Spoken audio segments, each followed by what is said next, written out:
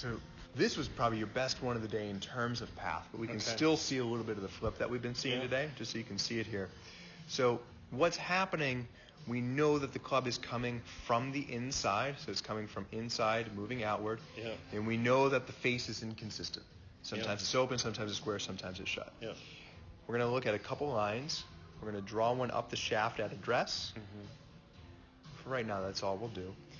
And right now, we see how the club comes inside, as we call it. So the club is wrapping around your body that way.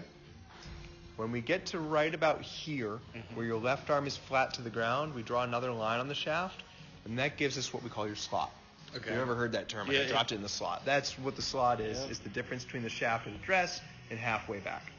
Now you get to the top of the swing, and we see that you're now what we call across the line. What does that mean? Well, here's the line that we're trying to hit, those two alignment sticks. Your club is going this way. Not the end of the world. There's been a lot of good players who have been a little bit across the line if you can reroute it. Now in your case, when you come down, you see how you drop the club under that green line. Any club that's under that green line is likely going to swing from the inside. 90% of golfers come over that green line, or what we call over the top. Now, once we get right about here, we're going to start to see the flip. You get the club back on. You can see the blur of it. It's in a good spot, but watch the hands do their thing. There's a lot of hand action right there. And it just depends on how you time it. And that timing, when it's good, is really good. But you almost have this extra lever that's happening because you're going around your body. So the fix, not a simple fix, but the fix, go ahead and pretend you're hitting a ball off of that tee.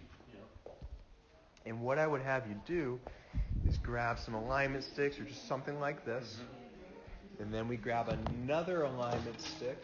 Let me stick this down the back of the club. And take you here. Now, the first thing, let me hold this closer to me so you can hear it. But the first thing is we want this club head to trace that line until the club is parallel. So now you see how the shaft and that stick match. You are in here, right? So that is what we call inside, and this would be outside. So we start here, we trace that line to a parallel. Now that one traces the line. And then on the way down, it traces again, and then this traces. And that's just something you can do at home. You don't necessarily need all these sticks or anything, but so kind of like that. And then. It's probably very different. That's really different. And now you're back down to square. So what's happening right now, this happens a lot, it's something I've been fighting myself, is we think golf is a rotational sport, right? Technically, but it's not. So what do we think when we think rotation? Okay? Makes sense? Now, here's the fun part. I'm going to take a club. This club, I'm going to try to swing down this line. I want it to go straight, because everybody wants to hit a straight shot, right? I'm going to rotate. Center of gravity on the chest. I'm going to rotate. What are the chances I square that up? So that's like me. I got to flip it to square it up. Now, what if I shift my weight side to side while bent over? Straight back, straight through. We don't rotate. Just like, for example, we're boxing. I'm going to throw a punch. What direction did the fist go? Straight. What did my body do? Rotated. I'm not trying to rotate. I'm just trying to throw the punch. So when we swing around the body this way, one, puts a ton of pressure on our back. And then two, it makes it very difficult to time. So what we want to feel is less this and more this. Not actually swaying side to side. So it's more. Just. But not the flip. That flip. Well, I know, that's going to take time. That flip is. It's in there. It's ingrained. That is the I don't want to slice it flip. So a great example just about that move we were talking about. I don't want you to emulate everything about him.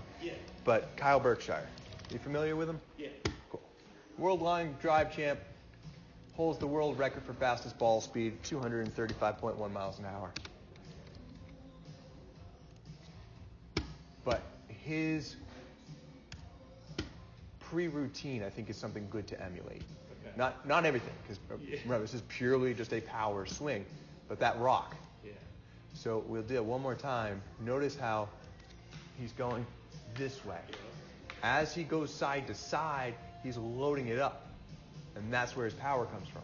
Okay. So in golf, we have lateral power, we have torque power, and we have vertical power. So all of these go together. It would be no different than if I said, okay, I want you to squat down and then jump all the way around. You do the same motion. Yeah. But right now, you have this around your body instead of up. I think what happens